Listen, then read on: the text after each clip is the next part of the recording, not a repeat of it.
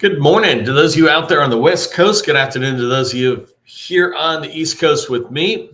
We're going to get started in just 1 second. I'm pretty excited about today's training as it relates to RFIs. If you're not following me on LinkedIn, I put out a notice often on LinkedIn, and I talk at different points about, hey, there's 700 or 900 or 1,000 something RFIs that are out there active due in the next 30 days. And for me, I love that because it says that the activity, the engagement between buyer and seller is still happening. RFIs come out in many places. So you can look at SAM, you can look at contract vehicles. If you're not tracking on contract vehicles as a way to hear about RFIs, then you might want to include that in to your world. For example, if you're not on a GSA schedule, you can team up with somebody who is on that schedule and ask them to just let you know when RFIs come out. You guys can team together on a response. But anyways, this morning, same thing. Today is what day is today? 21st of November. And same thing. If you go into SAM right now, you'll find 700 and something sources sought notices, RFIs due in the next 30 days. And for me, as I was preparing for today's training, because I wanted to do training that related to, something relevant, something that was out there right now, as I dug into it, rather than something from months back or years back. Anyways, when I was looking in there, I was able to find lots of RFIs that related to work I might have done as a government contractor. I'm not a government contractor at the moment, but I think there's a lot of stuff in there, and I highly encourage you to browse it. Anyways, we're going to get rocking and rolling on RFI responses. One thing I realized is that I need to come back with several different trainings, and I might put together a free masterclass. And you guys can let me know if you're interested in this, but a free masterclass that's more like a couple of hours, because I'm going to go through today's training. We're going to talk in 30 minutes about RFIs and my process around shredding an RFI or looking at an RFI and then responding to it. But 30 minutes is not enough time to give you the full path at this, right? So I want to come back multiple times. But today I've got some good opening level process steps that I follow when I go in after an RFI and I want to respond. If you don't know this, and I'll say it again probably in a second in my intro, but I've had 2 government contracting businesses, and I would say at least 75 or 70% of my business was won off the RFI. It was either won directly off the RFI with teammates where we were able to push people out and get awards.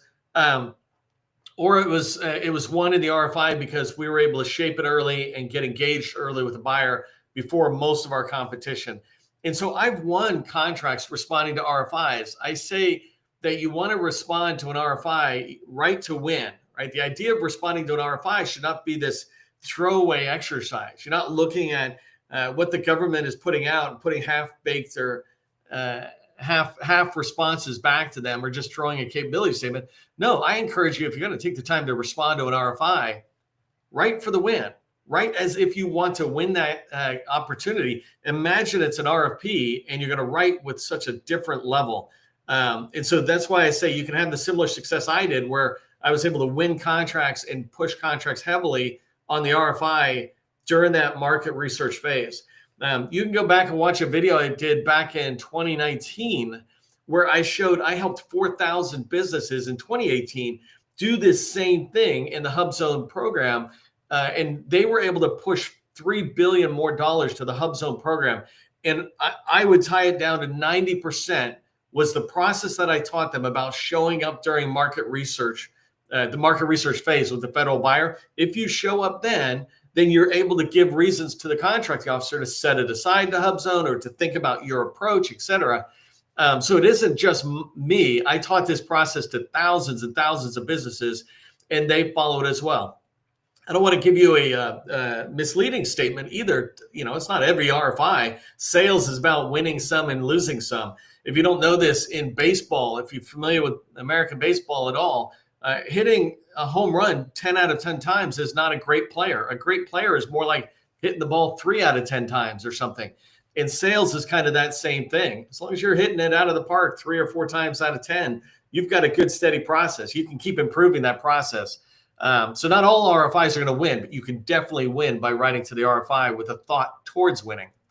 And then last thing I put here is that RFIs are the best way to get in the door. This is, I'm very fond of saying statements that are my opinion, that are absolutely fact, or a factual opinion. RFIs are the best way to get in the door for federal buyers. And here's why I say that. First off, you have to compare it to all the other ways. You could knock on a door, right? I've got a meeting in 2 weeks with senior DoD people. That'll be my first time going in. But if I had an RFI that I had responded to, then I would have been able to say so much more to a captive audience. If I go in and have a meeting, they potentially are having a bad day or they interrupt me because they're just conversational. But if I write a response to an RFI, then I am showcasing my company and our capabilities at the highest level, our most favorable light. I have a chance to refine that response to make sure it makes me look good. And so when I send it in, these people don't see any mistakes I make. They don't see me, with my hair messed up, or I mess up my words, or I'm tired, or whatever it is. They see kind of a perfect response from me because I'm writing to what I'm good at. And you do the same thing, right? When you write an RFI response and you're writing about what you're good at, then you're going to be able to get in the door to a federal buyer and impress both the contracting staff and the program office staff, the people who are going to read your response to decide if it's any value to them. And if you write a good response, of course it is. All right, if that's what you're here for today, is get some tips on writing RFI responses to increase your win chances, put RFIs rock in the chat, RFIs rock in the comments.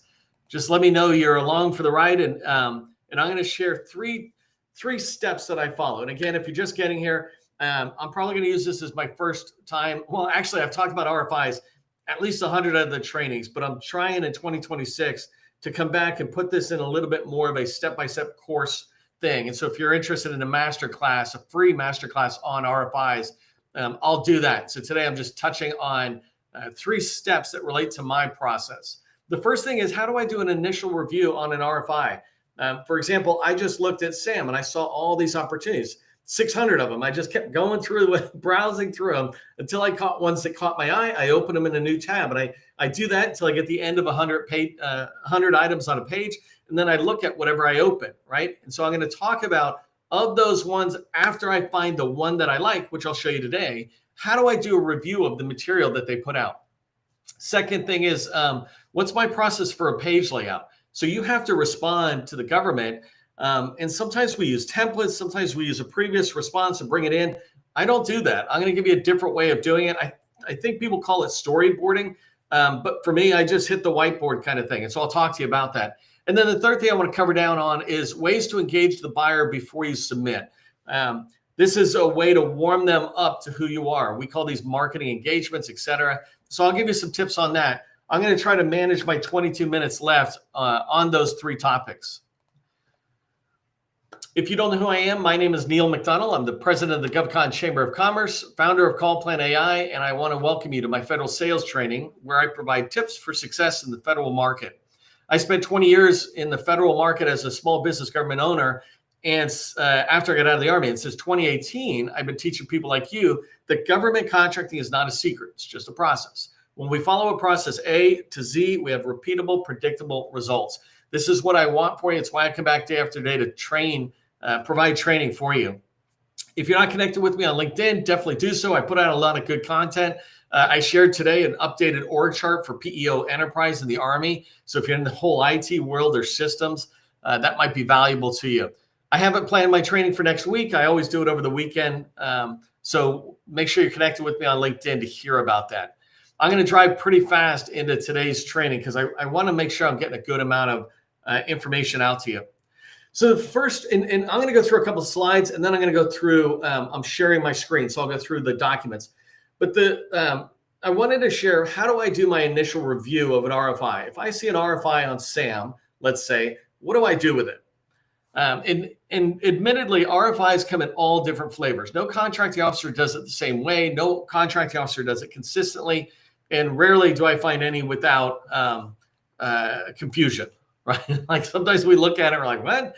And I think that's a little bit okay, because the whole idea of RFIs and sources sought is it's market research. It's engaging the seller, us, to have a dialogue around how the government plans on buying and what they plan on buying. So RFI is about the scope, really, and sources sought is about the acquisition details, who they're going to buy it from, how they're going to buy it, et cetera. So the first thing I do is I open up all the documents. In the example I'll show you today, I have 4 documents. There was 4 Word documents attached. And then I just look through them, right? And in a minute, I'll show you how I scrubbed them in there. But I'm looking for 3 main sections of information at this early stage, right? The first thing I'm looking for is key information. I want to know details about the response as quickly as I can. Right? I want to see what's the response due, how big is the response, what's the lift on it. For me, how can I really put in a good response in there? And then I'm looking for the 2 main things that I want to be able to address. By the way, key information, another huge one is the task areas, right? It's one thing for me to look at a title and go, oh, okay, I like that.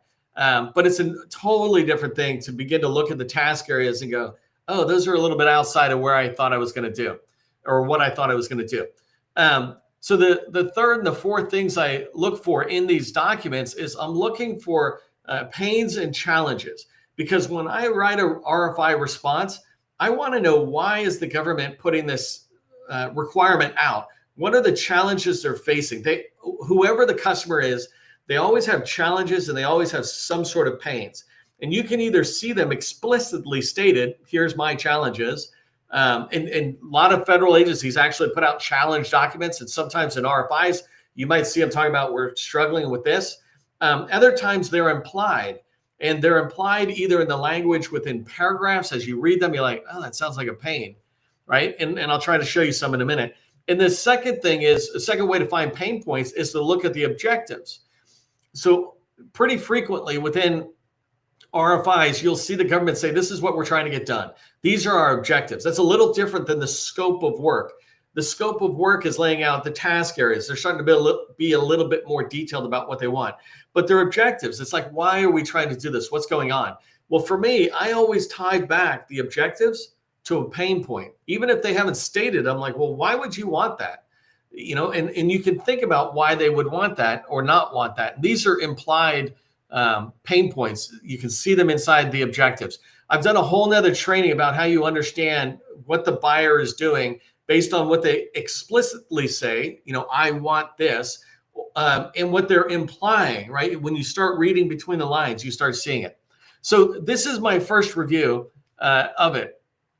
And then I think I'm going to go through all 3 slides really quick and then switch over to the documents. That way I don't get confused going back and forth or confuse you. So the first step I do is I look at those initial documents, right? I'm doing an initial understanding of the RFI. This is also where I decide, keep in mind, I only looked at a whole bunch of RFIs at SAM. I chose a few that looked right. I picked the one I want to work on.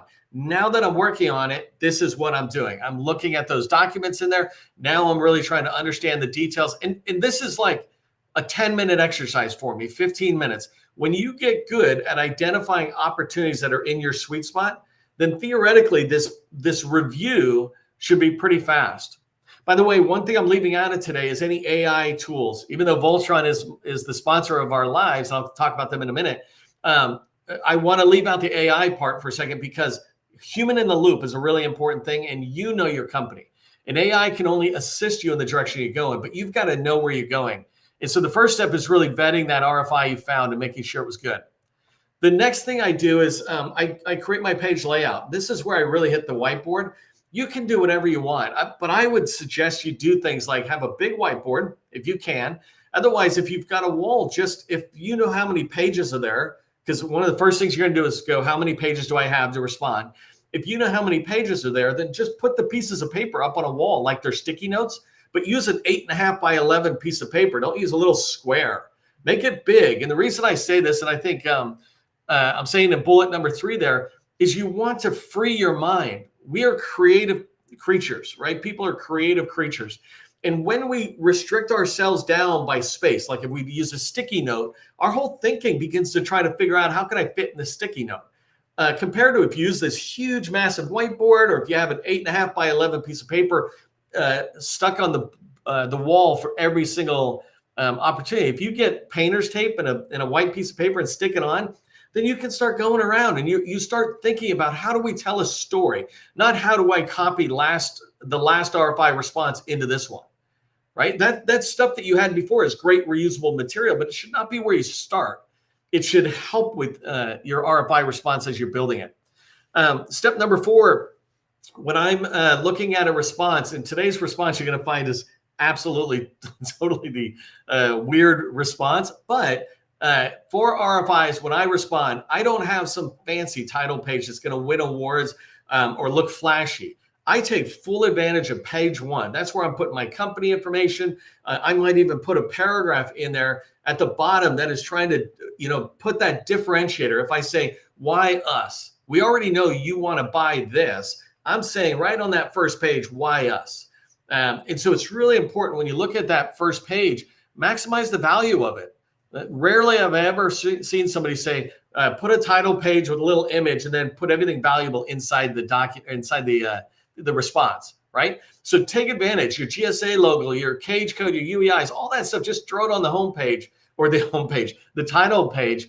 And you're able to maximize the use of page 1, and you give yourself a little bit more space on the page count. The other thing I do when I'm looking at page layouts, of course, I'm going to sit there and try to figure out, if there's different task areas. I might start with saying 1 page per task area, if that makes sense, right? And if that can work, right? If the page count is much smaller, I'll figure out how to put a couple together or how to weave what I do together. But number 5 here, bullet 5, is I recommend that you have 1 page for recommendations. It could be a last page. It could be the second page. You begin to decide where you want to put it. But here are the recommendations for this response. If you're engaging me with an RFI or a sources sought notice, then I'm going to make recommendations back to you. I might say some of these recommendations on the next page, but right here you see some of them, right, is NAICS code. As a small business, we want the NAICS code to be the lowest threshold. What this means is if there's a way for me to recommend a NAICS code that the dollar value, I'm losing, the size standard is smaller, it means I have lower and lower competition or reduced competition. Because some NAICS codes say you can be a $30+ million company. Others say, let's say 7 million or something. And so I think of things like that in the recommendations, and I'll talk about them more in the next page, I think. But there's a set of questions and recommendations that go on there. One thing I would want is I want to be able to use past performances of my teammates. This opportunity I'm looking at today, it asks me a question. It says, what percentage of the work do you need to subcontract out? And I hate that question. It's a horrible question because it's none and then a couple of percentages up to 50%. It's like, well, I don't need to subcontract this out. I want to. Where's the ability for me to answer that I value teaming so that we spread it across? Anyways, I want to be able to ask certain questions that are standard questions. And I recommend you do the same thing. And you don't have to do it all in the first response you ever write. But if you've been writing for a while, you've got a standard set of questions that are the beginning of shaping the opportunity in the direction you want. An example is if it's TS clearance, do they really all need to be TS clearance or cleared? If it says, if you think the work is going to be done on site, my recommendation is that, like I did software development, I would do this all the time. I would encourage them to do like an 80-20 rule where 20% of my people were on site, 80% were off-site, so then I didn't have to get them cleared. And I would just show them a process for how any software that was developed went through an NSA scan before it ever got into their environment. And for a lot of them, they never even thought about this, right? I'm not trying to trick the government. I'm trying to use data and evidence to make suggestions that are in my favor, but will also work good for them. I'm not looking to make any recommendations that are in my favor that are no good for the buyer, right? That doesn't make any sense. Okay, so this is my quick process, is the page counts that are out there and using the whiteboard, right? Keep that in mind. Is I know a lot of us want to go right into our computer, but typing onto a keyboard slows us down. Our mind is moving at 100 times faster than our fingers could ever move. And I don't care if you're 100 words a minute typing, right? Our mind is so creative. It's bouncing over here, and you want to let it do that because you'll get a good response. You'll start thinking about other customers rather than some formal past performance. You're like, oh, wait, for John, we did this thing, and Sally, it was this or something. All right, so let's look at the third slide I have here before I switch over to my the documents is ways I engage. So I'm doing this write-up, and I'm preparing to write up a response. And I'm walking you through that particular part. And by the way, if you're just getting here a little late, I do plan on doing a master class that lays this out much more, because 30 minutes is just too short to try to lay out the whole process step by step. But so the first thing you're doing is kind of shredding that RFI when you find it, and how to really look at it and begin to prepare. Second one was how to begin to look at the response that you're going to do as fast as I can. Within the first hour of finding an RFI, I want to be putting it on the whiteboard. For me, that's my thing. And I want to be mapping it out.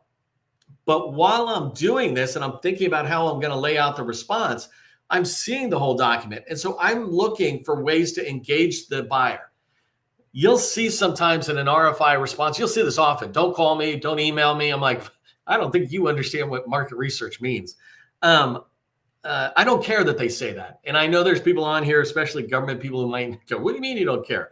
Look, I'm a seller, you're a buyer. I'll do me, you do you.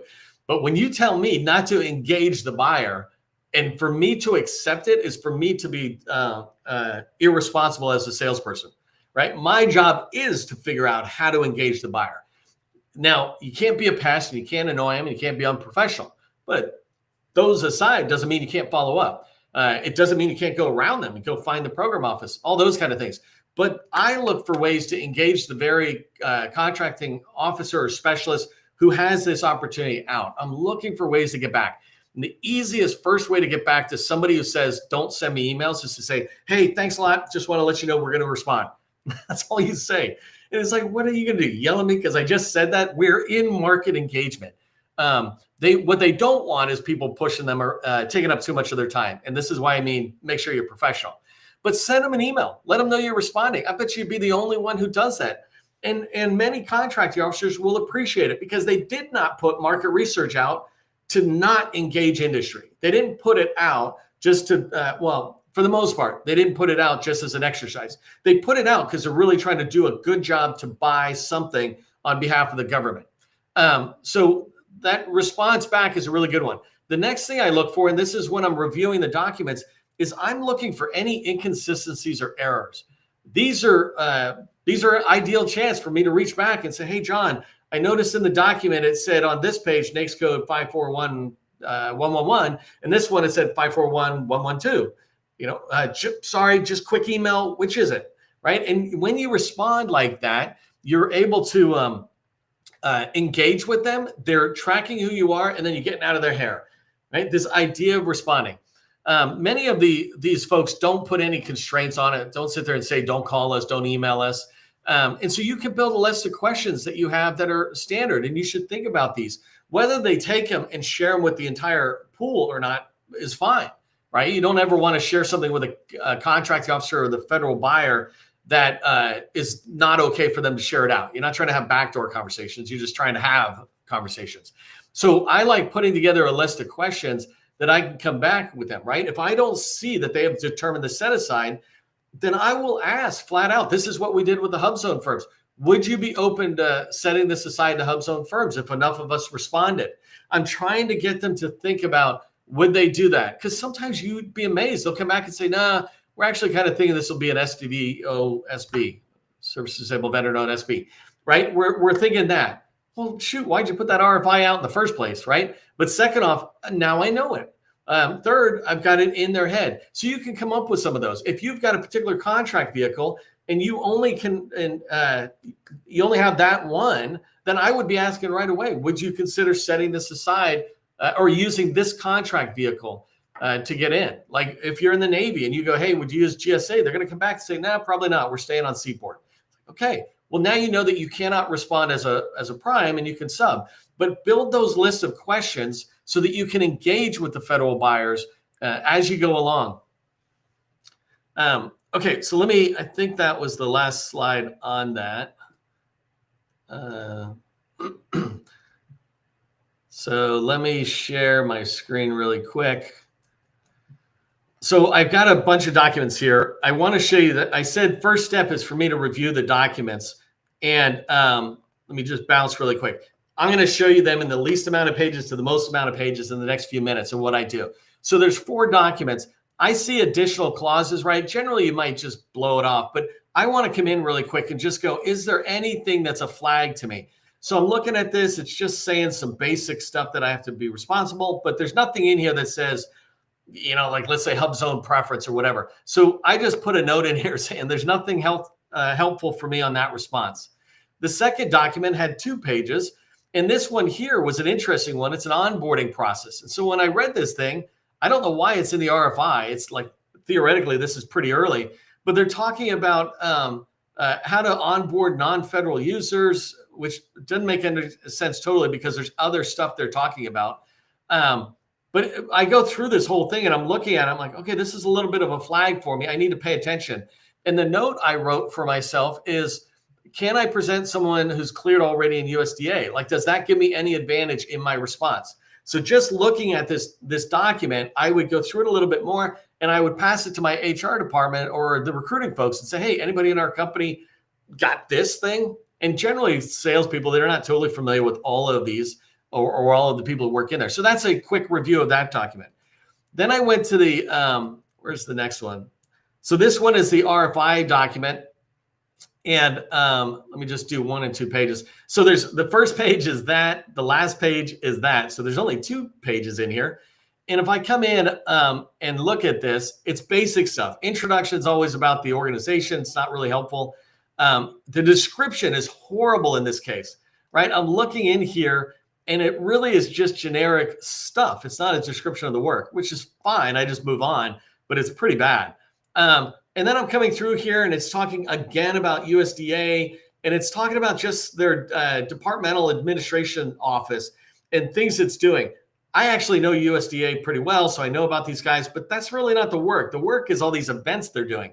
And that's when I get down to the only section that really matters is I'm looking at the primary objectives. And so I look very quickly in here and I ask myself if this is going to be a good response or whether we can fit in. So I can see this within a couple of minutes that aligns with me. The other thing I can see is that right here, I've got 7 different, let's say task areas, and I have to look at the PWS to see that, but 7 of them that line up in there. And so the last thing is I was looking for the part I wanted to show you is like how I do the page layout, but they don't have a page layout. Instead, they have this form.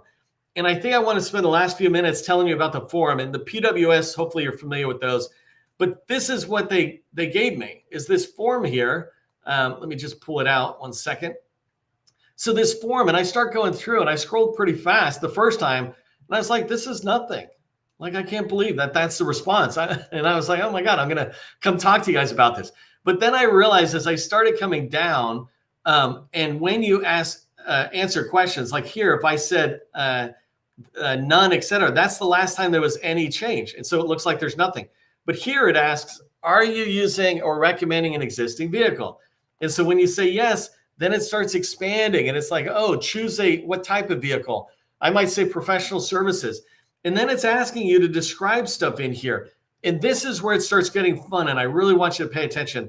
In here, if I went down, it would still ask me more and more questions. Now here it's starting to talk about past performance. Here's, you can start describing more information. And here it's asking me about the rough order of magnitude. This is something they do the smalls all the time that they really don't do the larges, is in market research. They make us do all this writing. But if you switch it, you go, I have a chance to win the opportunity. What happened here is I went for like 10 fields. Now I'm up at 20. And the thing to keep in mind, and I'm kind of tight on time. I got 2 minutes left. The thing to keep in mind is these fields are unlimited. If you come in here, you can type tens of thousands of characters of a response, which is what I already tried and did, right? That means I have unlimited pages basically to respond because you didn't limit my pages. And some of us might hesitate to do that, but I'm saying if you want to write to the win, you could write to it right here. Number 21, provide feedback on the high level scope. I can go in there and talk about things. And when they look at it, they start sitting back and say, let me call Neil in and have him and his team talk about what's going on. Okay, so I know I'm rushing through that fairly quickly. Where am I going? Let me get back here to my slides.